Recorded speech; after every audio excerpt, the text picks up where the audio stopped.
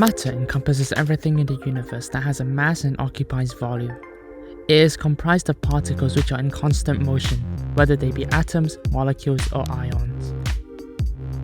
A matter is the distinct form in which matter can exist.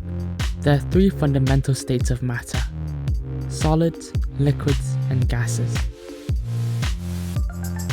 Solid is one of the three fundamental states of matter for which both volume and shape of the material remain constant. In a solid, intermolecular forces hold the particles tightly together, thus leading to higher densities. This restricts the motion of the particles, then leading them to occupying relatively fixed positions. Solids therefore are not compressible or fluid. Liquid is the state of matter for which the volume of the material remains constant while the shape of the material varies. In a liquid, particles are held together by weak intermolecular forces, thus leading to the motion of the particles only being somewhat restricted. This keeps the volume consistent but not the shape, allowing it to retain the shape of the container it is in. Liquids therefore are not compressible but are fluid. Gas is the state of matter for which the volume and the shape of the material are not constant.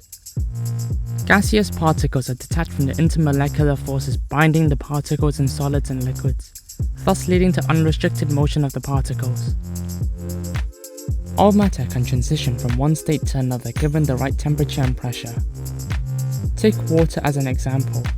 We know that when the temperature is 0 degrees or below, water will turn into ice. This is what we call freezing. However, as we raise the temperature back above 0 degrees, the ice reverts back into water, which is the process known as melting. At 100 degrees, water turns into vapor, which is the process known as evaporation. When the temperature reduces and the water reverts back into water, it is then a process known as condensation. What you may have not noticed, however, is the ice directly turning into water vapor without first transitioning into water. This process is called deposition.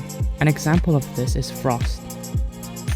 The reverse process of water vapor turning directly into ice without passing through a liquid state is then known as sublimation.